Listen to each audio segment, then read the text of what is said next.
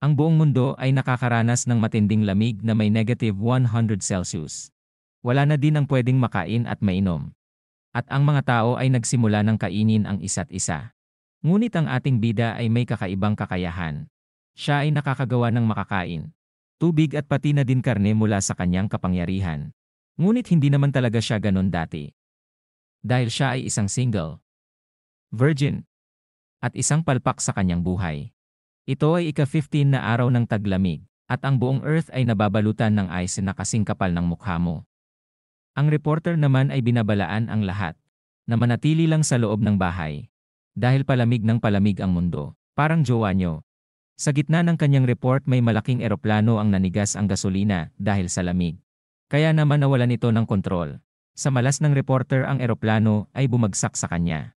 Kaya naman natigok siya, dahil hindi niya sinunod ang payo niyang manatili sa loob ng bahay.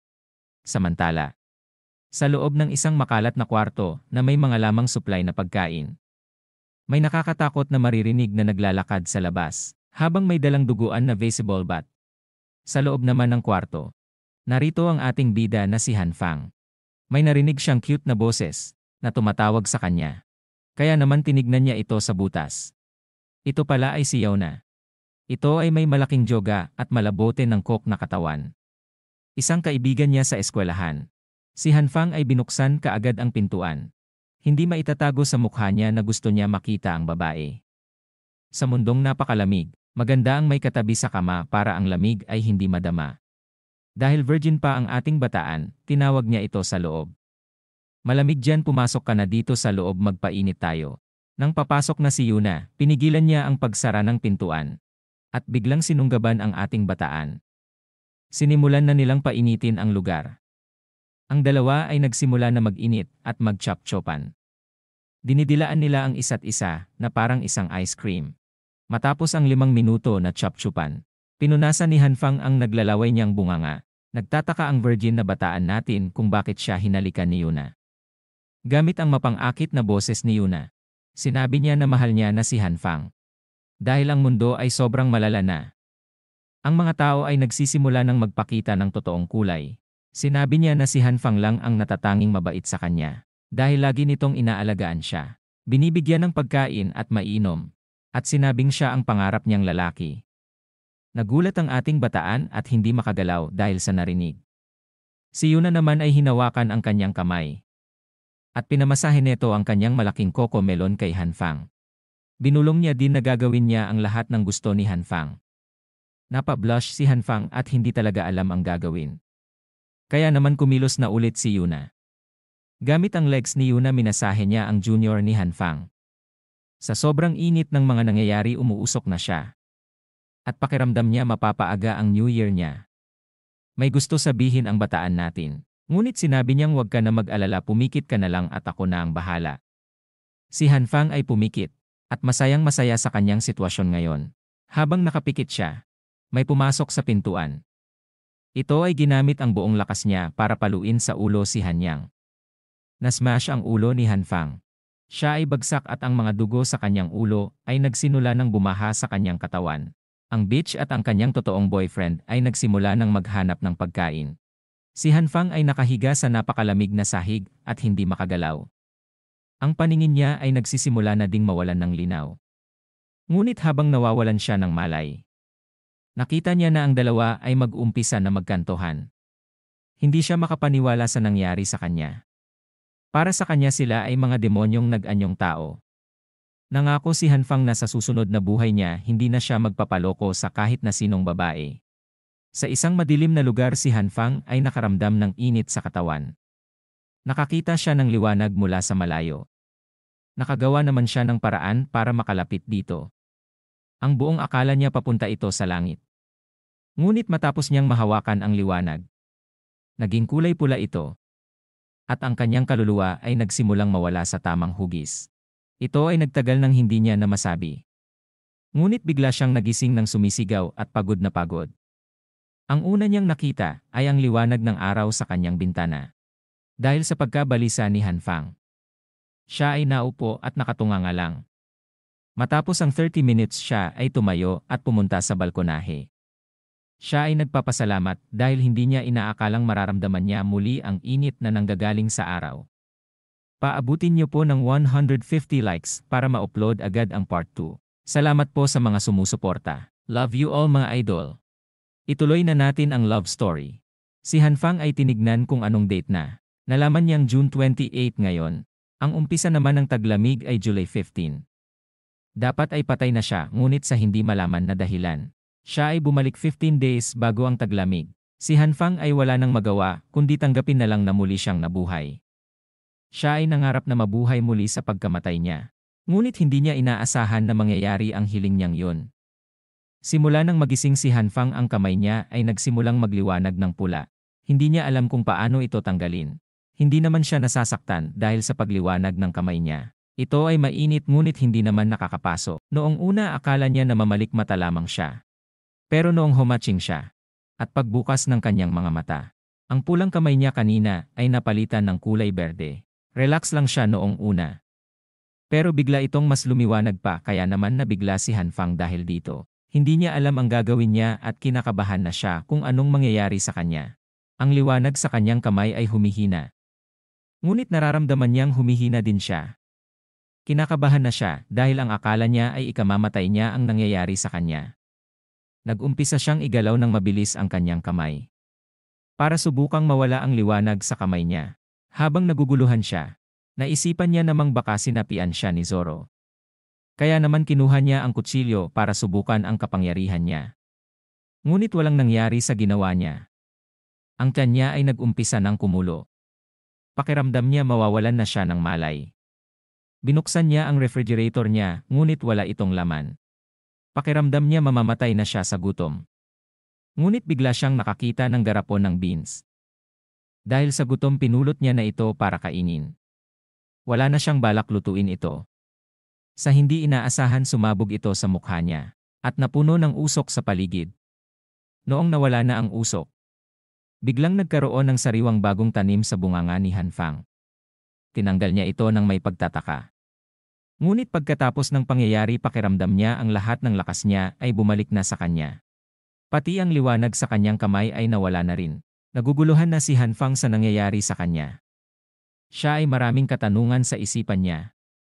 Kumuha siya ng bunga nito. Laking gulat niya naman noong malamang fresh pa ito. Siya ay masaya sa nalaman niya tungkol sa kapangyarihan niya. Dahil pwede siya magpalago ng mga pananim ng ilang segundo lang. Alam niya na ang gamit ng berdeng liwanag sa kamay niya. Ngunit ang pula na liwanag wala pa rin siyang ideya. Matapos ang malaking diskobre sa kanyang kapangyarihan, nagkaroon naman agad siya ng malaking problema. Dahil kailangan niya punuin ang bahay niya ng mga kailangan niyang stocks para sa taglamig. Ang panahon ay maganda at mainit pa. Ang mga tao naman ay abala sa labas at nagsasaya. Ngunit ilang araw na lang ang lahat ng ito ay mawawala na. At tanging si Hanfang lamang ang nakakaalam sa mangyayaring sakuna. Habang naglalakad iniisip niya pa din ang tungkol sa kapangyarihan niya. Sa gitna ng malalim na pag-iisip, may tumawag mula sa kanyang likod. Lumingon si Hanfang para tignan ang tumawag sa kanya. Ito pala ay walang iba kundi ang dakilang malandi. At ang dahilan ng pagkamatay ni Hanfang sa nakaraan na si Yuna. Napaka-inonsente at napakaganda niya, ngunit sa kalooban niya isa siyang bruha. Nagsalita ito at sinabing mukhang sila ay talagang tinadhana sa isa't isa. Dahil sa dami ng tao sila ay magkikita sa ganoong lugar. Nagulat naman si Hanfang at parang nakakita siya ng multo sa kanyang reaksyon. Natrutruma pa rin si Hanfang sa pagkakita niya sa bruha dahil sa ginawang panloloko nito sa kanya. Siya ay kaibigan niya ng 3 taon at siya rin ang pinapangarap niyang babae makasama habang buhay. Ginawa niya ang lahat mapasaya lang ito noong nakaraan. Kahit alam niyang siya ay hindi kagwapuhan at isang talunan na hindi naman mayaman. Hinding-hindi niya maisip na papatayin siya ng tulad ni Yuna. Galit na galit si Hanfang. Nanginginig pa ang katawan niya sa galit. Pinangako niya noong pagkamatay niya na hindi na siya magpapaloko. Kaya naman ngayon na ang oras para panindigan ang kanyang pangako sa sarili. Sinabihan niya na mag-relax lang ang sarili niya. Dahil balang araw makakabawi din siya sa kanya. Si Yuna ay tinatawag ang pangalan ni Hanfang dahil mukhang nawala ito sa sarili. Nagkukunwari namang nag-aalala si Yuna sa kanya. Tinanong niya ito kung anong nangyayari kay Hanfang. Ngumiti naman si Hanfang at hindi nagpahalatang galit ito kay Yuna. Sinabi niya naman na sobrang ganda ni Yuna, kaya naman bigla siyang nakapag-imagine ng kung ano-ano kasama si Yuna. Ang pangbubula ni Hanfang ay napakilig si Yuna. Hindi nagtagal makikita ang isang ngiti ng kontrabida kay Yuna. Pinagpatuloy ni Yuna ang pagpapakyut kay Hanfang. At sinabing dahil nagkita sila ngayong araw, gusto magpalibre ng bruha kay Hanfang. Ngunit dahil ayaw niya na magpaloko kay bruha, umalis na ito at sinabing busy ako ngayong araw. Si Hanfang ay tulad ng crush nyo na hindi interesado sa inyo. Nagulat si Yuna sa nangyari. Hindi siya makapaniwala dahil nagawang gawin yun sa kanya ni Hanfang. Si Hanfang naman ay proud sa nagawa niya dahil hindi na siya tulad ng dati na pinperahan lang ni Yuna. Makalipas ang ilang minuto, nakarating na si Hanfang sa Waldemar. Ito ang pinakamalaking supermarket sa lugar nila. At noong tumama ng malala ang Ice Age, ang lahat ng laman nitong grocery ay walang natira. Kaya naman inagahan na ni Hanfang ang mamili ng supply niya. Nag-research siya sa internet ng survival guide para makasurvive sa matagalang Ice Age. Nalaman niya na kung ano ang mga dapat niyang gawin at kailangan. Ngunit ang pera niya ay hindi sapat para matuloy ang mga plano niya. Nagsimula na siyang sisihin ang mga ninuno niya. Dahil bakit hindi naging mayaman ang angkan nila. Habang nagdradrama siya, nakatanggap siya ng notification. Siya ay pinahalalahanan na pwede na siyang umutang. Dahil ang credit score niya ay sapat na mataas na para makapag-loan siya. Matapos niyang mabasa ang mensahe, nakaisip siya ng napakagandang plano. Si Hanfang ay naisip na i-install ang lahat ng pautangan online. At plano niyang utangan lahat ng ito. Hindi na siya natatakot magkaroon ng maraming utang dahil pagdating ng matindig taglamig, ang lahat ng pera ay magiging parang tissue na lang na pamunas sa puwet. Samantala, si Yuna ay sinisipa ang isang lata.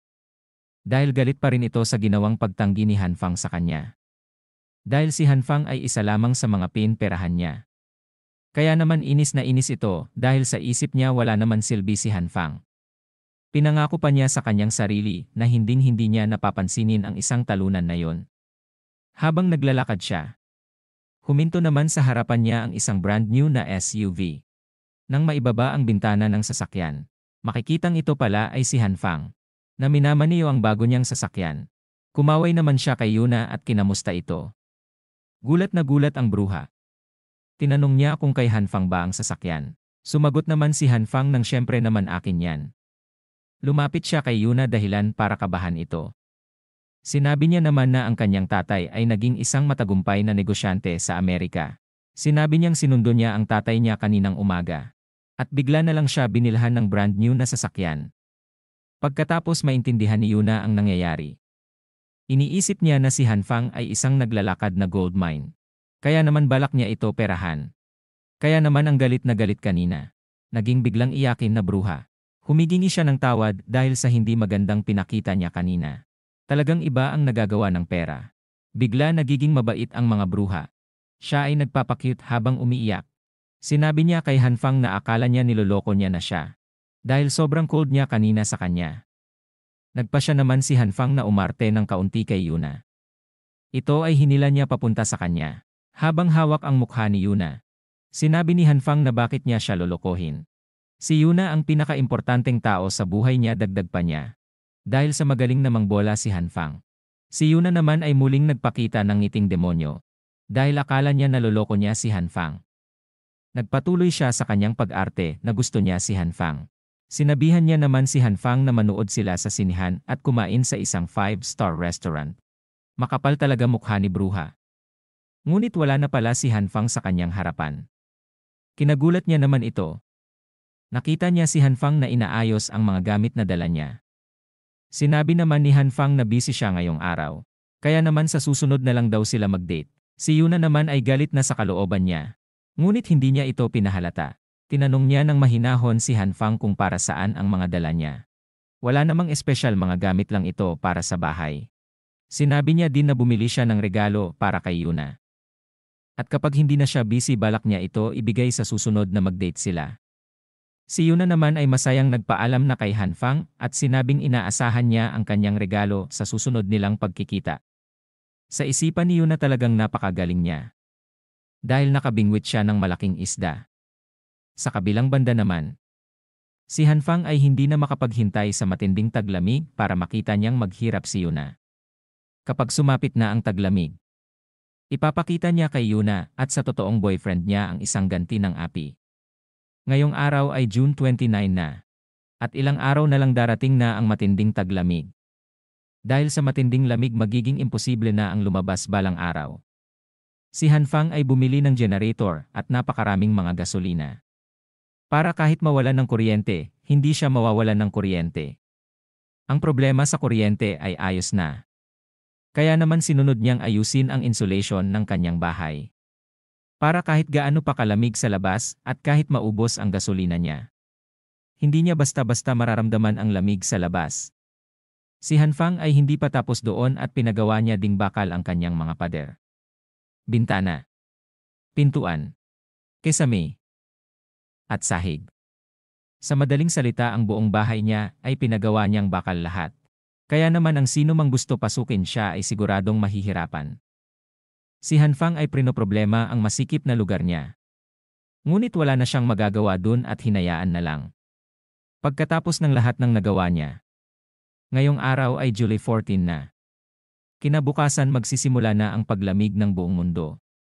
Dahil nagawa niya na ang mga kailangan niya. Oras na din para pag-aralan niya pa ang tungkol sa kanyang kapangyarihan. Dahil sa magiging sobrang tagal ng taglamig, hindi magiging sapat ang umasa lang siya sa kanyang mga supply. Kung gusto niya makasurvive ng pangmatagalan kailangan niyang matutunan ng mabuti ang tungkol sa kanyang kapangyarihan. Ang una niyang ginawa ay niluto ang soybeans na gawa ng kanyang kapangyarihan. Si Hanfang ay nagdalawang isip, dahil may pakiramdam siyang baka malason siya. Ngunit wala na siyang ibang maisip na gawin kundi huminga ng malalim. At subukan kung pwede nga ba kainin ang gawa sa kanyang kapangyarihan. Nagulat siya dahil ito pala ay parang isang normal lang na soybeans at mas masarap pa. Mula ngayon hindi niya naproproblemahin ang pagkain niya. Ngunit para sa kanya kailangan niya pang mas alamin pa ang tungkol sa kapangyarihan niya. Si Hanfang ay naisipan ding subukan ito sa ibang pagkain kung gagana nga ba ito. Kaya naman binuksan niya ang refrigerator para subukan ang lahat ng nasa loob nito. Mula umaga hanggang sumapit ang madaling gabi. Siya ay nagpractice ng kapangyarihan niya. Nagsimula siyang mahilo at sumakit ang kanyang ulo. Siya ay pagod na pagod habang sa paligid niya naman ay naging makalat na. Ang eksena ay bumalik noong magsisimula pa lamang siya. Nilabas ni Hanfang ang lahat ng uri ng gulay at prutas niya. Sinubukan niya ang mga ito para padamihin. Ang iba ay hindi nagre-react sa kapangyarihan niya. Ngunit ang iba naman ay mula sa seeds. Tumutubo ito hanggang magkabunga. Ang iba naman ay sumasabog sa pagmumukha ni Hanfang. Ang kakaiba lang na nangyayari kapag tapos ng pagsabog. Nagiging parang uling ang mga ito. Pagkatapos niyang subukan na gawing uling ito, sobrang natuwa siya dahil nagkaroon siya ng source para mainitan siya sa taglamig. Pagkatapos niya mag-practice sa kapangyarihan niya, ang success rate niya ay mababa lang. Ngunit sa gitna ng practice niya napansin niyang mas effective ang kapangyarihan niya kapag nakakapag-focus siya ng mabuti. Kaya naman sinubukan niyang mag-focus ng mabuti. At bigla na lang nagkaroon ng fresh na broccoli sa kamay niya na kinatuwa niya. Balik sa kasalukuyan. Siya ay napagod ng sobra at nanghihina dahil sa pagsasanay ng matagal na oras. Pero masaya naman siya dahil marami siyang natutunan sa kanyang abilidad.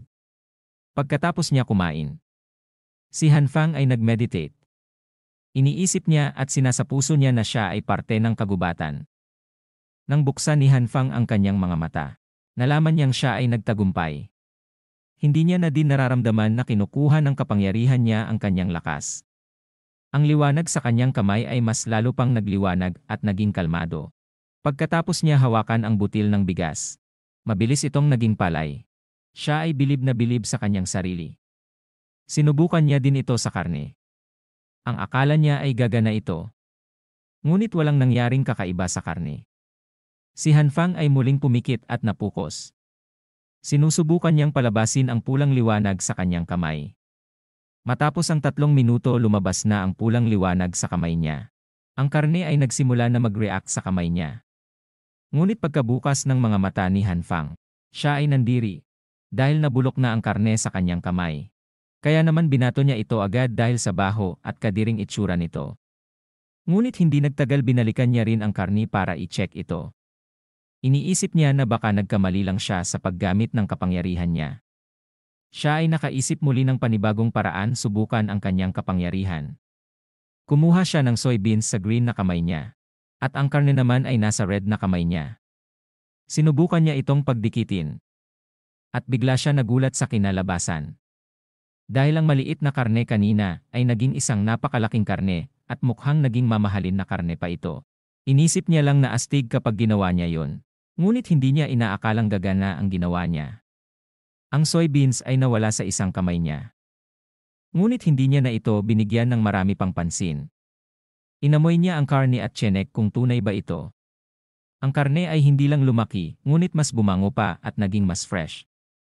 Si Hanfang ay ni-excite sa nangyari. Muli niya itong sinubukan, ngunit lahat ng subok niya ay naging palpak. Napahampas na lang siya sa sobrang pagkadismaya sa nangyari. Kumalma naman siya kaagad dahil naisip niyang naging matagumpay ang pag-practice niya. Dahil marami siyang natutunan tungkol sa kapangyarihan niya. Iniisip niya paano kung makabisado niya ang kapangyarihan niya. Magiging katulad siguro ako ni Superman at magiging pinakamalakas sa mundong nagyelo. Ngunit sa kalagitnaan ng kanyang pangangarap ng gising. Napahinto siya dahil nakalimutan niya ang tungkol sa mga armas na dapat meron siya. Dahil kapag naging sobrang lamig na magbabago na ang mga tao. At magsisimula na magpatayan. At kakainin ang isa't isa. Kaya naman nagsinop na siya para lumabas at maghanap ng armas. Sa labas ay nagsimula ng bumagsak ang snow. Si Hanfang ay nasa labas na at ilang oras pa lang ang nakalipas. Natatabunan na ng mabilis ng snow ang paligid. Ang ibang tao ay nag-i-enjoy pa sa snow. Ngunit ilang araw pa magsisimula ng lumamig pa lalo ang buong mundo. Ilang saglit lang narinig ni Hanfang ang pamilyar na boses sa kanya. Ang taong ito ay isang palaboy na nagkukunwaring mayaman. Lagi siyang makikita kung saan-saan sa kanilang lugar. Kilala siya ng lahat bilang si Homeless Joe. Ang totoong pangalan niya ay Brother Lee. Ngunit ang lahat ay Homeless Joe ang pagkakakilanlan sa kanya. Siya ay nakatira sa parehong neighborhood ni Hanfang. Siya ay laging nagkukunwaring mayaman habang nakikipagtransaksyon sa iba. Ngunit alam ng lahat na siya ay isa lamang magaling na bluffer at isang homeless na tao. Ang bagay na importante lang kay Hanfang ay may mga koneksyon ito sa mga gangster at sa mga construction company. Kaya naman ginagalang pa rin siya ng maraming tao.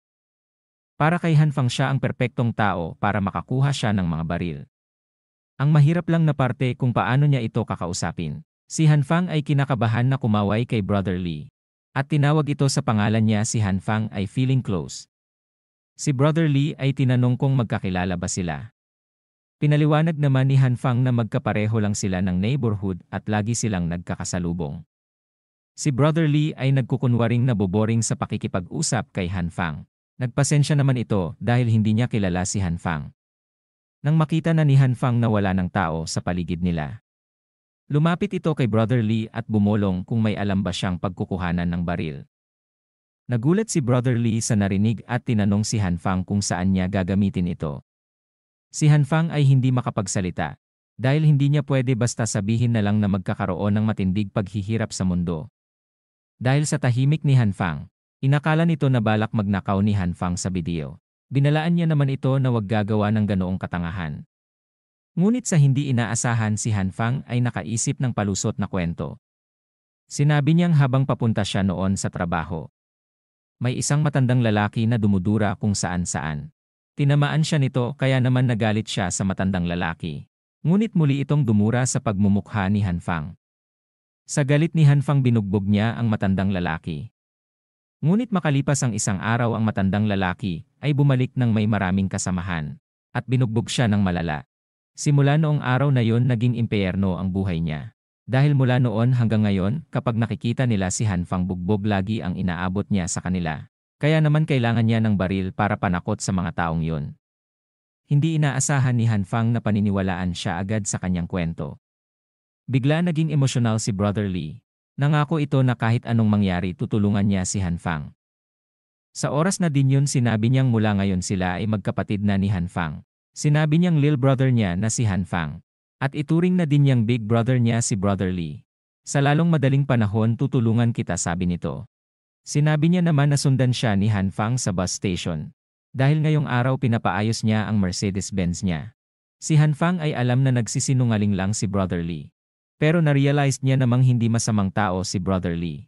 Kaya naman sinabi ni Han Fang na hindi na kailangan mag-boss. Dahil may sasakyan naman siya. Nasurpresa si Brother Lee kay Han Fang. Sila ay nasa kalsada na at hindi talaga makapaniwala si Brother Lee na rich kid si Han Fang. Si Brother Lee ay nilabas ang kanyang Realme na cellphone at kinuhanan ng litrato ang sarili. Pinost niya ito sa Instagram at nyabang na bumili siya ng isang SUV. Ilang saglit pa sila ay nakarating na sa kanilang destinasyon. Ramdam na ng mga tao ang lamig at nagsimula na para magpainit sa apoy. Pagkalabas ni Brother Lee nilapitan agad siya ng mga tao. Sila ay nagulat dahil ang Tiger SUV na ito ay bagong labas lang. Tinanong siya kung magkano ang bili niya. Sinabi niya naman ng walang kayabang-yabang na barya lang, $20,000 lang. Si Han Fang ay nasa gilid lang. Hindi na ito nabigla sa ugali ni Brother Lee dahil sanay na ito dati pa. Sila ay pumasok na. At nakaupo ang boss sa dulo. Si Brother Lee naman ay medyo kinakabahan. Pinakilala niya si Han Fang sa boss. At sinabing gusto niya bumili ng baril. Ang boss ay may nakakatakot na titig kay Han Fang. Kaya naman kinabahan ang ating bataan. Ngumisi ang boss at inakala niyang matapang ang dinala ni Brother Lee. Pagkatapos nun binato niya ang baril sa harapan ni Han Fang na parang kende lang. At sinabing $6,000 ang presyo. Si Han Fang ay kinakabahan pa rin dahil sa pinapakitang ugali ng boss. Ngunit lakas loob nitong tinanong kung may mas mahaba pa ba sila. Na mayroong scope nakita ang kulangot ng kalaban kahit malayo. Tumahimik saglit ang boss. At biglang tumayo at sumigaw at sinabing, "Akala mo ba mall ito ng mga baril?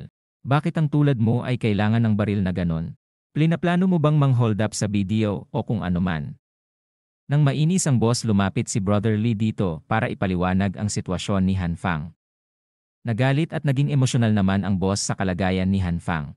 Si Han Fang naman ay iniisip na sobrang dali maloko ng mga ito. Sinabi ng boss na simula ngayon ikaw na ang nakababata kong kapatid. At simula ngayon ako na ang kuya mo. Sinisigurado rin ng boss na bibigyan niya si Han Fang ng sniper.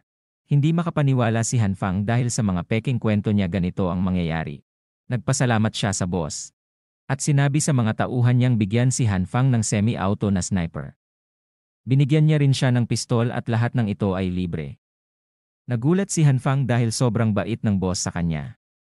Si Han Fang ay medyo kinakabahan at sinabing may kaibigan siya sa gobyerno. Sinabi nito sa kanya na abnormal ang nangyayari sa panahon nila ngayon kaya naman magkakaroon ng kakulangan sa mga supply ng pagkain.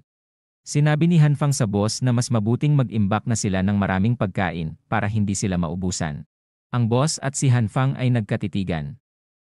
Dahil nakita niyang seryoso si Han Fang nagpasalamat ito sa kanya. At sinabing naiintindihan niya. Sila Han Fang ay nakalabas na at naglalakad. Sinabi ni Brother Lee kung hindi dahil sa kanya. Baka kinain na siya ng buhay ng boss. Nagpasalamat naman si Han Fang sa kanya. At bilang pasasalamat bibilhan niya siya mamaya ng maraming sigarilyo. Sinabi naman ni Brother Lee na wag na siyang mag-abala. Dahil gusto niya lang talaga tumulong sa mga nangangailangan. Pero dahil mapilit ka bilhan mo na lang ako ng ganitong brand. Sinabi niyang nasusuka siya sa ibang brand. Kaya naman yun lang ang pwede sa kanya. Medyo mahal yun pero sinabi niyang babayaran niya si Han Fang kapag natapos na ang isang project na pinapagawa niya. Sa kabilang banda naman si Han Fang ay iniisip kung ano pa bang kulang sa mga kailangan niya. Iniisip niya rin kapag na-master niya ang kapangyarihan niya siguradong tatagal siya sa Ice Age. Ngunit dahil nakapikit siya maglakad, may natapakan siyang malit na bagay kaya naman napa 360 degree siyang nadulas. Bumagsak siya at nagsisisigaw sa sakit. Habang hawak ang kanyang paa. Mukhang nadali ang paa niya. Dahil sa sakit binigay niya na ang susi kay Brother Lee at sinabing pumunta silang hospital. Kinakabahan naman si Brother Lee. Dahil wala pa siyang lisensya at hindi niya talaga alam magmaneho. Ngunit susubukan niya daw dahil mabilis naman daw siyang matuto. Si Brother Lee na ginagamit na ang 100%. Nahihirapan pa rin buhatin si Han Fang. Iniisip naman ni Han Fang na napakamalas niya dahil nangyari pa yun sa kanya. Ang temperatura ay mabilis nang bumababa. Ang hospital ay nababalutan na ng makakapal na yelop sa paligid. Sa loob naman ng hospital, may isang nurse na pinagmamasdan ang lumalalang panahon. Biglang nagring ang telepono. Agad niya namang sinagot ito. Sa kanyang pagsagot yumugyog ang kanyang kokomelon. Siya pala ay pinapatawag dahil may emergency na nangyari. Don't forget to like and subscribe for more videos. Thank you ng marami sa inyo. Sinabi ng matandang doktor na kailangan na muna maghintay ni Han Fang sa hospital para sa kanyang gamot. Malungkot siya habang tinitignan ang nabali niyang paa sa X-ray. Si Brother Lee ay nagpaalam na sa kanyang lil bro para umalis. Sinabi nitong tawagan na lang siya pag may kailangan siya. Dahil marami pa siyang transaksyon na asikasuhin. Sinabihan niya naman itong mag-ingat ang kanyang big bro sa daan. Napapabuntong hininga na lamang siya. Dahil sa tagal ng hinihintay niya, siya ay nakaupo lamang at binibilang ang mga tao sa paligid niya. Hindi naman alam ng lahat na may magjoowang nagkukumot sa isang kama. At may ginagawang kakaiba. Iniisip naman ni Han Fang kung bakit sobrang tagal ibigay ng gamot sa kanya. Habang sa kanyang tabi naman may isang matandang nagbi-video sa paligid. Habang pinagmamasdan ni Han Fang ang paligid, may padaan naman na 2 bundok sa harapan niya. Namangha naman siya dahil sa ganda ng mga bundok na dumaan sa harapan niya. Ito ay si Head Nurse Jin.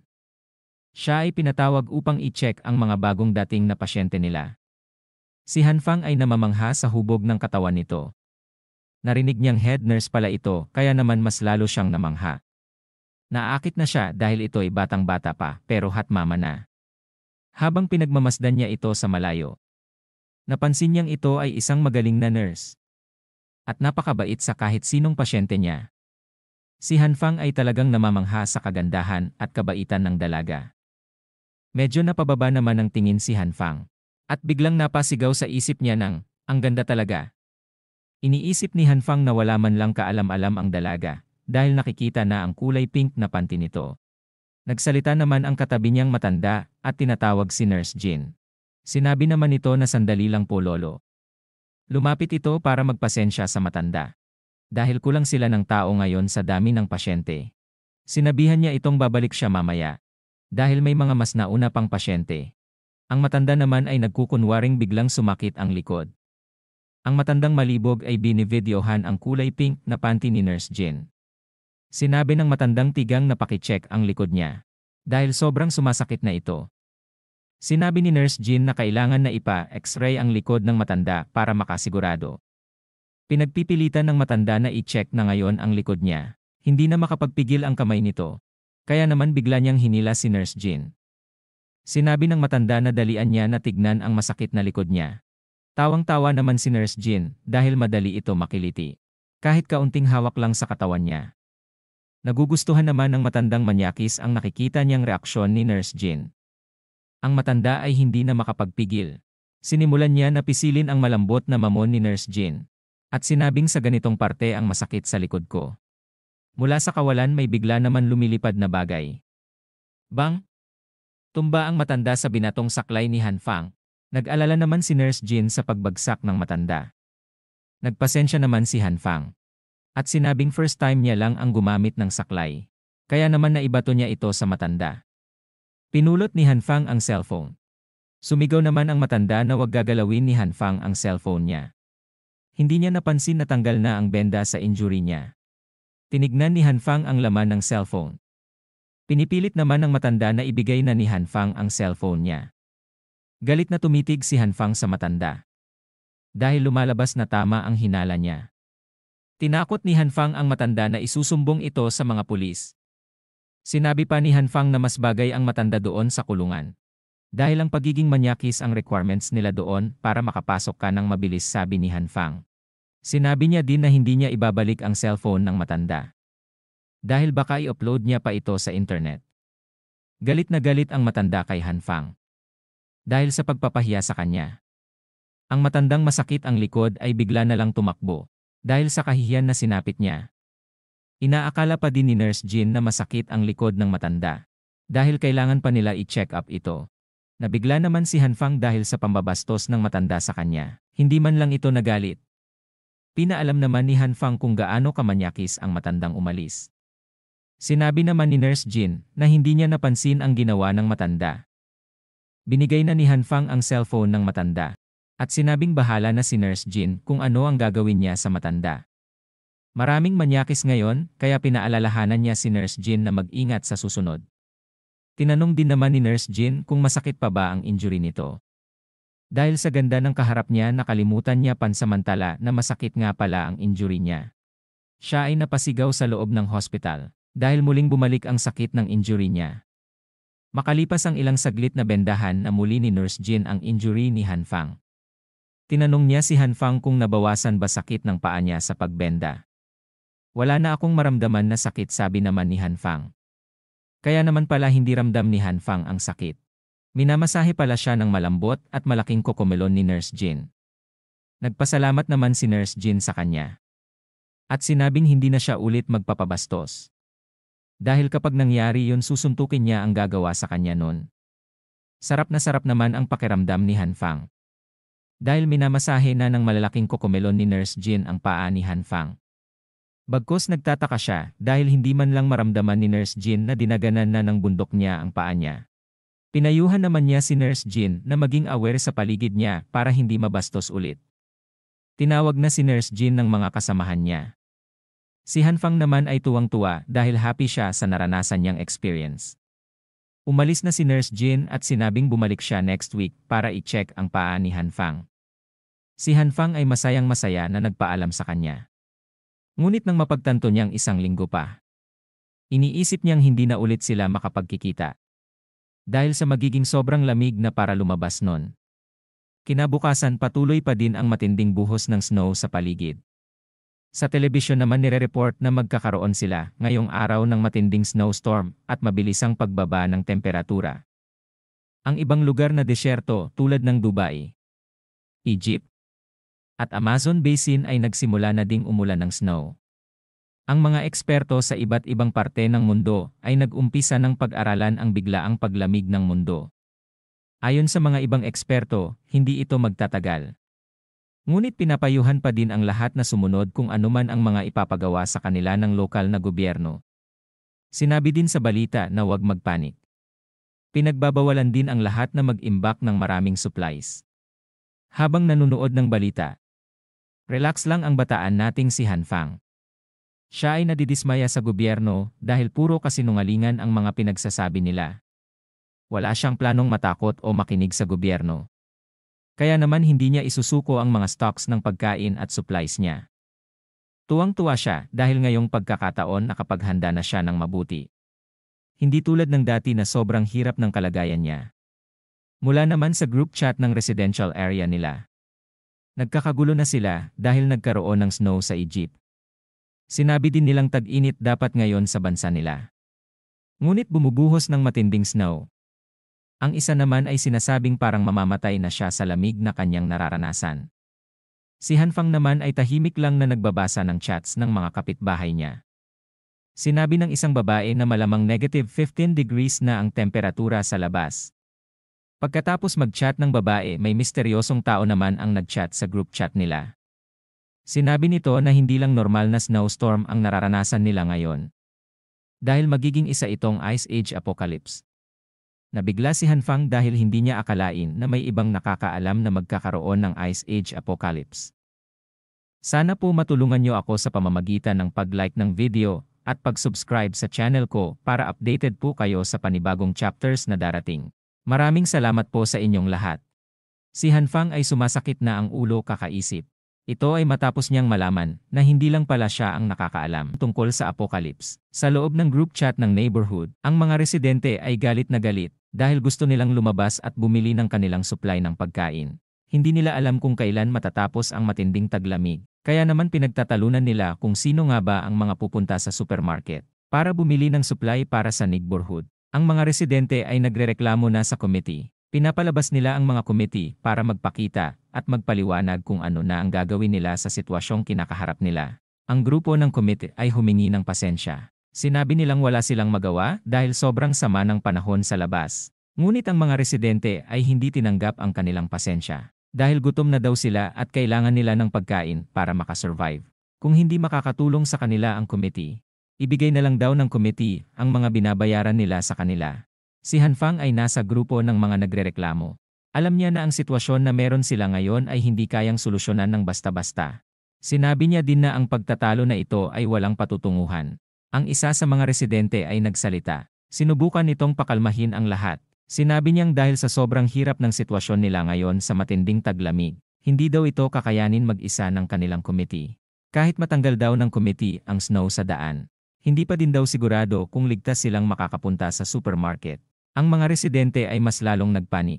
Kaya naman sinimulan nilang tatadrin ng tanong si Boy Salamin. Si Boy Salamin naman ay mahinahong sinabi na kailangan daw nilang magtulungan para tanggalin ang snow sa labas. Pagkatapos nun maglalakad daw silang papuntang supermarket para makapag-stock ng supply ng pagkain. Si Hanfang ay pinagmamasdan lang si Boy Salamin habang nagsasalita ito. Ang nagsasalita ay nakikilala ni Hanfang bilang isang masiyahin at matulungin na tao sa nakaraang buhay niya. Ang isa sa mga residente ay sumingit sa usapan. Sinabi nitong lahat ng pagtatalo nila ay walang patutunguhan.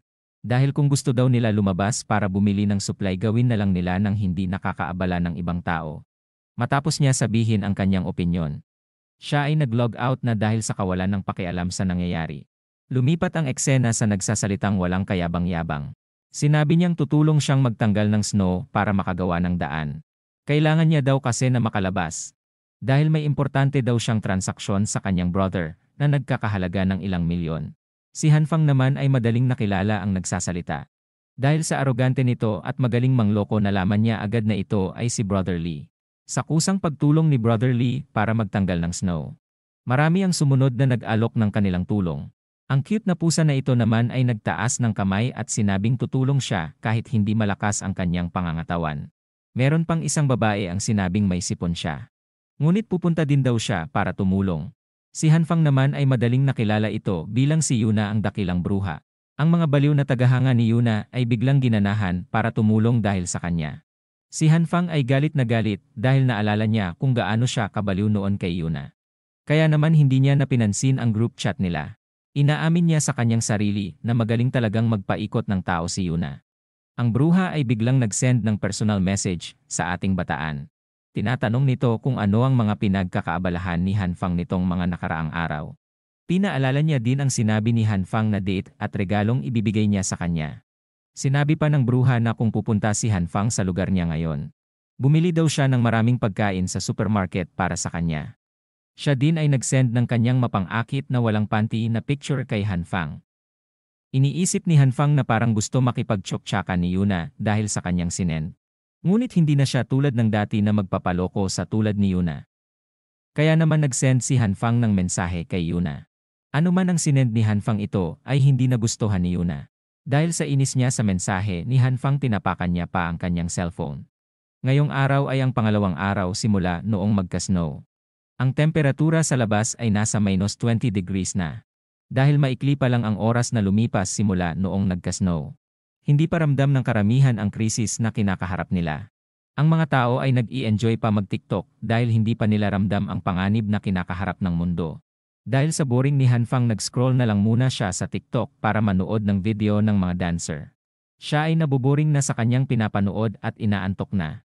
Napagtanto niya sa kanyang sarili na magiging boring ang kanyang pag-survive dahil wala siyang ibang mapaglilibangan. Ang kanyang paa ay hindi pa magaling kaya naman hindi siya makalabas para makapaglakad at makapagpalipas ng oras. Dahil wala siyang ibang magawa, nagdesisyon siyang manood na lang ulit sa kanyang cellphone at mag-Netflix and chill. Ilang saglit pa sa pelikulang pinapanood niya. Ang mga doktor ay tinatahi ang sugat ng pasyente. Ngunit may nadiskubre ang mga doktor mula sa kanilang pagtatahi.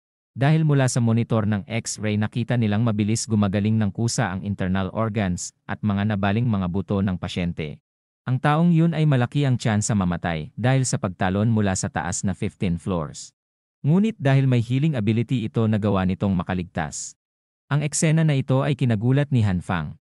Nagkaroon ng bagong ideya si Hanfang tungkol sa kapangyarihan niya. Pinalabas na ni Hanfang ang kanyang kapangyarihan at sinubukang pagalingin ang kanyang nabaling paa. Inisip niyang gagaling siya kapag ginawa niya ito kaya naman binuhos niya ang lahat ng kanyang nalalaman sa eksperimento na ito. Ngunit ilang segundo pa lang biglang nawala ang liwanag sa kanyang kamay. Ilang saglit pa muli niya itong sinubukan, napatagal niya ito ng ilang minuto, kaso nawala na naman bigla ang liwanag sa kanyang kamay. Ang eksperimento niya ay naging palpak. Siya ay humiga na lang dahil sa kanyang pagkadismaya sa hindi gumanang eksperimento. Iniisip niya na baka kailangan niya gamitin ang pulang liwanag para mapagaling niya ang kanyang paa. Ngunit ayaw niya sumugal dahil baka daw maging bulok na karne ang kanyang paa. Siya ay pagod at naboboring na. Kaya naman bigla na lang siyang nakatulog. Siya ay nanaginip na may suot siyang pangtribo na kasuotan. Sa panaginip niya siya ay nakasakay sa malaking kambing at ginawa niya itong kabayo. Sa likod ni Hanfang ay napakaraming kambing. Dahil gusto mapabilis ni Hanfang ang takbo ng kambing, hinampas niya ito sa puwet. Ngunit hindi nagustuhan ito ng kambing kaya naman pinatalsik siya nito. Si Hanfang ay masama ang pagkakabagsak, kaya naman malubha siyang nasaktan at ininda ang sakit sa kanyang paa. Nang makita ng kambing ang kanyang paghihirap lumapit ang kambing at sinimulan niya dilaan ang masakit na parte ng paa ni Hanfang. Hinimas ni Hanfang ang kambing at nagpasalamat siya dito. Ngunit hindi na naman ito nagustuhan ng kambing. Sa hindi inaasahan biglang humaba ang dila ng kambing at binalot nito ang masakit na injury ni Hanfang. Itinaas din ang kanyang paa kaya naman nakita na ang maliit na birdie ni Hanfang. Nang nabalot ng kambing ang injury niya nagsimula itong maglabas ng berde na liwanag sa paligid. Ang laway ng kambing sa paa ni Hanfang ay ramdam niya, kasabay nun pakiramdam niya din pinapagaling siya nito. Si Hanfang ay biglang nagising sa kanyang napaka-weirdo na panaginip. Siya ay hinihingal at pagod na puno ng pawis. Iniisip niya kung bakit ganon ang panaginip niya. Nagtataka siya kung anong balak gawin sa kanya ng kambing. Naalala niya ang pakiramdam na pinapagaling siya ng kambing. Kaya naman agad niyang tinignan ang paa niyang may injury. Siya ay nagulat. Dahil nakita niyang nababalutan ng berdeng liwanag ang kanyang paa. Tinanggal ni Hanfang ang kanyang benta sa paa. Pagkatapos niya tanggalin ito nagulat siya at hindi makapaniwala. Dahil hindi na masakit ang may injury niyang paa. Para sa kanya ito ay napakalaking diskubre. Iniisip ni Hanfang na tinulungan siya ng kusa ng kanyang kapangyarihan habang natutulog siya. Si Hanfang ay gusto subukang muli ang kanyang healing ability. Kaya naman kumuha siya ng kitchen knife at balak niyang sugatan ang kanyang kamay. Ang kanyang kamay ay nanginginig pa sa takot. Ngunit kailangan niya daw ito subukan dahil makakatulong ito sa kanya sa hinaharap. Huminga na siya ng malalim at nakagawa naman siya ng maliit na hiwa sa kanyang daliri. Kaya naman nagsimulang tumagas sa daliri niya ang banana ketchup. Pinalabas ni Hanfang ang berde na liwanag sa kanyang may sugat na kamay para subukang pagalingin ito. Matapos niya masubukan ito, siya ay nagpakita ng isang ngiting tagumpay. Sa labas naman ng komunidad ang mga residente ay nagtulungan para makagawa ng daanan. Si Boy Salamin kanina mula sa group chat ay nagpapasalamat sa mga tao sa kanilang pagtulong. Humingi din siya ng pasensya kay Uncle Liu dahil kahit matanda na ito kinailangan pa nito lumabas at tumulong. Tumawa lang si Uncle Liu dahil maliit lang ang naitulong niya. Ang nakatulong daw talaga ng malaki ay ang Jin Brothers. Ito ay ang Jin Brothers. Sila ay kambal. Ang isa ay isang mahiyain na introvert at ang isa naman ay isang confident. Mula sa di kalayuan may babaeng natumba dahil sa dulas ng namuong yelo sa paligid. Ang isa naman sa Jin Brothers ay agarang tinulungan ang natumbang babae. Tinanong niya ito kung ayos lang ba ito. Pinaalalahanan niya din ang babae na mag-ingat dahil madulas ang sahig. Inabot naman ng babae ang kamay ng isang kambal. Ang nadulas na babae pala ay si Head Nurse Jin na may malaking unan sa dibdib. Siya ay nagpasalamat sa paalala ng kanyang kapatid sa kanya. Sinabi ng magkapatid na pwede naman siyang pumasok na lang sa loob at sila na ang bahala. Ngunit sinabi niya namang kaya niya tumulong kaya naman tutulong siya. Si Jiang ay patuloy na nakikipag-usap kay Uncle Liu. Sinabi niya na kailangan nila bilisan ang pagbili ng supply ng pagkain. Dahil sobrang bilis na tatabunan ng snow ang tinatanggalan nila ng snow. Sumang-ayon naman ang matanda sa sinabi ni Jiang. Habang nagsisigarilyo ang matanda at may seryosong reaksyon. May sinabi siyang tungkol sa supply. Tinanong ni Jiang kung ano ang ibig niyang sabihin. Hindi naman gaanong importante yon sambit ng matanda. Pero sinabi niya na may narinig daw siyang chismis. Tungkol sa kanilang kapitbahay na mayroong tao daw na naglilipat ng maraming kagamitan at supply gamit ang maliit na truck. Para sa kanya nakakasuspetsa daw yon. Tumawa naman si Jiang at sinabing normal lang yon. Dahil baka daw naglilipat lang ng gamit o nagpaparenovate ng bahay ang taong yon. Sinabi ng matanda na may mga pinasok daw silang maraming gas tank at may fireplace furnace pa at heater.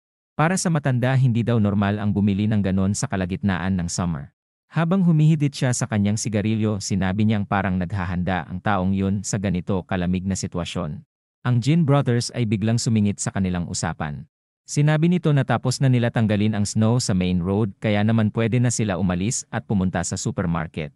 Ang matanda naman ay nagpasalamat sa kambal na Jin dahil sa kanilang kasipagan. Matapos yun biglang may nakakatakot na lalaki ang lumitaw sa kanilang likod. Nagulat ang Jin brothers sa pagsulpot ng lalaki. Narinig niya pala ang usapan nila Uncle Liu at sinabing nakakainteresado ang kanilang pinag-uusapan. Hindi pa tapos magsalita ang lalaki nang biglang may snowball ang tumama sa kanyang ulo. Siya ay siguradong nasaktan base sa kanyang reaksyon. Ang bumato sa kanya ng snowball ay si Liu Yan na kanyang asawa. Sinigawan niya ang kanyang asawa na huwag tatamad-tamad at magpatuloy sa kanyang ginagawa. Siya ay nainis sa ginawa ni Liu Yan at nag-umpisa na ding sigawan siya. Dahil siya lang naman daw ang gumagawa ng trabaho habang si Liu Yan ay nanunood lang at inuutusan siya. Huwag mo ituro ang daliri mo sa akin habang nagsasalita ka dahil hindi magandang ugali yan, sambit ni Liu Yan. Ang kambal naman ay tahimik na lumayo na sa away mag-asawa. Si Boy Salamin naman ay inawat na sila at sinabing tapos na nila tanggalan ng snow ang daraanan. Kaya naman kailangan na daw nilang magmadali bumili ng kakailanganin nila. Si Head Nurse Jin naman ay sinabing handa na din siya bumili ng pagkain at medical supply nila dahil may sakit daw ang kanyang nanay. Pati ang kambal ay gusto din pumunta sa supermarket at bumili ng kailangan nila. Ang matanda ay nakangiti at tinanong si Boy Salamin kung ano ang sa tingin niya sa pinag-uusapan nila kanina. Nahulaan ba ng taong yun na may mangyayaring ganito kaya siya nag-imbak ng maraming pagkain, tanong ng matanda kay Boy Salamin. Sa ilang segundo hindi nagsalita si Ilang saglit pa sinabi niya na coincidence lang siguro ang nangyari. Huwag na daw mag-alala ang matanda. Dahil mukhang ilang araw lang naman daw ang pag-ulan ng snow. Si Boy Salamin ay naging ka-aura ni Aizen. At sinabing kung magtatagal man ang pag-ulan ng snow na ito at biglang bumaba ang temperatura. Magiging maganda yon dahil alam nilang may kapitbahay silang maraming stocks ng pagkain. Si Uncle Liu ay tumawa na lang at sinabing ang talino talaga ng mga kabataan ngayon. Matapos ang kanilang usapan, sila ay pumunta na tungo sa supermarket. Ang pag-ulan ng snow ay mas lalo pang tumitindi. Kahit kumpleto sila ng kasuotan pang laban sa lamig, hirap pa rin sila sa paglakad papunta sa kinaroroonan ng supermarket. Samantala, sa gusali ay may nag-isang kwarto ang nakabukas ang ilaw. Ito ay ang kwarto ni Han Fang. Siya ay masarap ang tulog sa kanyang kwarto. Habang nakapajama lang dahil sa init sa loob ng kanyang kwarto. May kumakatok sa kanyang pintuan, kaya naman pinagbuksan niya ito. Habang siya ay inaantok pa din, ang tao sa labas ng pintuan ay si Brother Lee. Humingi ng pasensya si Han Fang dahil napasarap daw ang kanyang tulog. Kaya naman late niya nabuksan ang pintuan. Si Brother Lee ay nakangiti habang naninigarilyo at may sugbit na malaking baril sa kanyang likuran. Sinabi niya na dala niya na ang gusto ni Han Fang na baril. Ito ay isang semi-automatic na sniper, dagdag pa niya. Inabot niya na ang baril kay Han Fang. Nagpasalamat na din siya kay Han Fang dahil sinabihan niya siya na mag-imbak ng maraming pagkain. Humagikik na lang si Han Fang kay Brother Lee. Nagpasalamat din siya kay Brother Lee dahil kung hindi dahil sa kanya, hindi siya makakakuha ng baril. Biglang napabuntong hininga si Brother Lee. Tinanong naman ito ni Han Fang kung ano ang problema niya. Sinabi ni Brother Lee na pumunta sila ngayong araw sa supermarket, ngunit nabigla sila dahil wala nang natira sa loob nito. Nagulat naman si Han Fang at sinabing, paanong nangyari na nawala ang lahat ng laman ng supermarket sa loob lang ng isang gabi. Ngunit sa kalooban ni Han Fang alam niya na mangyayari ito. Dahil ganun din ang nangyari noong nakaraang buhay niya. Ngunit hindi siya naniniwala noon dahil bali-balita lang yun. Pero ngayon naniniwala na siya dahil kinumpirma na ito ni Brother Lee. Si Brother Lee ay nagpaalam na sa kanyang little brother. Okay, sige big brother, ingat ka, sambit naman ni Han Fang. Habang iniisip pa din ang nangyari sa supermarket, siya ay pumasok na sa loob ng kwarto at sinara ang pinto. Iniisip pa din ni Han Fang kung paanong nawala ang supply sa loob ng supermarket sa loob lang ng isang gabi. Na-imagine ni Han Fang ang mga nababasa niyang novel noon, na kung saan ang mga bida ay may mga special magic, na kung saan nagagawa nilang magtago ng mga kung ano-ano sa kanilang space storage. Iniisip niya na posible ang mga ganong pangyayari. Dahil siya mismo ay may kakaibang kapangyarihan. Iniisip niya na baka hindi lang siya ang mayroong kapangyarihan sa mundo. Kahit anong isipin niya, hindi siya makaisip ng paraan kung paanong isang gabi lang nawala ang lahat ng laman ng napakalaking supermarket. Kaya naman tinanggap niya sa kanyang sarili na meron talagang ibang may kapangyarihan bukod sa kanya. Si Han Fang ay umupo at nagsimulang magbasa ng may seryosong pagmumukha. Pinag-aaralan niya ang tungkol sa kanyang kapangyarihan. Dahil kailangan niya daw maging handa sa posibilidad na may ibang tao na may kakaibang kapangyarihan din. Sinasabi niya na kailangan niya ma-master ang kanyang kapangyarihan. Kaya naman kumuha siya ng soybeans para mag-ensayo. Siya ay nagpukos para palabasin ang kanyang kapangyarihan. Habang inisip din na sobrang baba ng success rate niya. Sinabi niyang kailangan niya itong mapataas. Lumabas na ang liwanag sa kanyang kamay. Umaasa siya na sana maging matagumpay ang kanyang unang subok. Biglang may nagkaroon ng berdeng usok sa kanyang kamay na ikinagulat ni Hanfang. Ngunit tulad ng dati mababa pa rin ang success rate niya. Dahil ito ay muling nag-transform bilang isang uling. Nadidismaya siya dahil ang tanging alam niya lang sa ngayon ay palabasin ng kusa ang berde at pulang ilaw sa kanyang mga kamay. Ang uling ay binasag niya mula sa kanyang kamay. At sinabing ngayong araw dapat magkaroon siya ng improvement sa kanyang kapangyarihan. Ang oras ay 10:45 na ng gabi, ngunit patuloy pa din siya sa kanyang pag-iensayo dahil gusto niya magkaroon ng pag-unlad sa kanyang kapangyarihan. Makalipas pa ang ilang minuto, nagawa niya ng makapagpalaki ng halaman sa kanyang kamay. Siya ay pagod na pagod at hinihingal sa kanyang ginawa. Dahil nasobrahan na naman siya sa paggamit ng kanyang kapangyarihan. Sa dami ng kanyang pagsubok, iilan lang ang kanyang napatubong soybeans. Si Hanfang ay biglang gumawa ng kanyang graph sa kanyang isip. Iniisip niya na kailangan niya ng tama at eksaktong enerhiyang ilalagay para tumaas ang kanyang success rate. Inisip niya na kung kailangan ng soybeans ng 1% ng enerhiya. Siguro sa isang palay kakailanganin niya ng mga 2% ng enerhiya. Naalala niya ang isang laro na may mga sumasayaw na karakter. Ito ay inimagine niya na kapareho lang ng kanyang kapangyarihan. Kailangan niya ng saktong timing at saktong enerhiya na ilalabas sa kanyang kamay sa bawat bagay na gusto niya palakihin o patubuin. Siya ay muling pumulot ng isang soybean at inisip na kailangan niya matamaan at mailagay ang perpektong enerhiya para sa soybean. Makalipas pa ang ilang saglit na gawa niyang makapagpatubo ulit ng soybean. Masaya siya sa pakiramdam niyang nakukuha niya na ang sekreto sa pagpapatubo. Siya ay pumunta sa kusina para sumubok ng panibagong eksperimento. Siya ay may karne ng manok at soybean sa kanyang harapan. Naalala niya naman ang makalat na pagkakamali niya noong nakaraang subukan niya ito. Si Hanfang ay handa na subukan ang eksperimento. Nagsimula na siyang ipagdikit ang soybean at manok. Iniisip niya na para lang siyang naglalaro ng eksaktong pagtiming. Ngunit kapag nagkamali siya siguradong sasabog ang hinahawakan niya. Sumabog na nga ang kanyang hinahawakan. Nangdiri si Hanfang dahil sa tumalsik sa kanyang buong katawan. Siya ay hindi sumuko at tinanggal ang dumi sa kanyang katawan upang subukan ulit ang eksperimento. Inulit niya ito ng paulit-ulit ngunit hindi siya nagtatagumpay. Dahil sa pag-iensayo ng kapangyarihan niya. Ang kusina niya ay naging napakarumi na. Siya ay kumuha ng upuan at umupo. Muli niyang pinagpatuloy ang pag-ensayo hanggang magtagumpay siya. Muli niya ding pinailaw ang kanyang mga kamay at sinubukan ulit ang eksperimento. Siya ay nagpupukos ng mabuti para magawa ito ng tama. Sa tagal ng pagsasanay niya, sa wakas nagtagumpay na din siya. Pagod na pagod at pawis na pawis siya, ngunit proud siya sa kanyang sarili at sa nagawa niya. Dahil ang maliit na hita ng manok ay naging mas malaki pa sa kanyang hita. Nawalan na rin siya ng malay dahil sa sobrang pagod at paggamit niya ng kanyang kapangyarihan. Ang eksena ay nalipat na sa labas. Sa background ay may nagsasalitang reporter, sinasabi niya na ang pangyayari na nangyayari ngayon ay nangyayari lamang isang beses sa 100 taon. Sinabihan din sila na huwag magpanik at manatili lang sa loob ng bahay dahil parating na ang tulong. Si Hanfang ay nakikinig sa balita habang nagpapahinga. Siya ay naiinis dahil sa mga kasinungalingang naririnig niya sa telebisyon. Si Hanfang ay bumangon na at nag-stretching dahil sa panibagong araw na naman nakakaharapin niya. Kinuha ni Hanfang ang cellphone niya para maglibang at manood ng Yuki's Best Recap. Ngunit may nag-chat pala sa group chat nila. Kaya tinignan niya muna ito. Sa group chat ay nagkakagulo na naman. Ang iba ay naghihintay sa gobyerno para iligtas sila dahil ito ang sabi sa balita. Ngunit ang iba naman ay walang pakialam at gusto na lang na kumilos at hindi na balak hintayin ang tulong ng gobyerno. Si Uncle Liu ay sumingit sa eksena. Sinabi niya na kung sa tingin nila tutulong ang gobyerno sa kanila, dapat mayroon ng mga dumadating na mga truck ng supply sa kanila ngayon pa lang. Ayon daw sa kaibigan ni Uncle Liu na nag-chat sa kanya, nalaman niyang may mga tangke na ang papunta sa CTA. Isa lang ang ibig sabihin nito. May parating na malaking gera sambit ni Uncle Liu. Ang chapter ay natapos sa mga takot na mga tao. Pa-like and subscribe mga idol, pampagana mag-edit ng mga recaps, hehehe. Salamat po sa mga sumusuporta palagi. I love you all mga idol.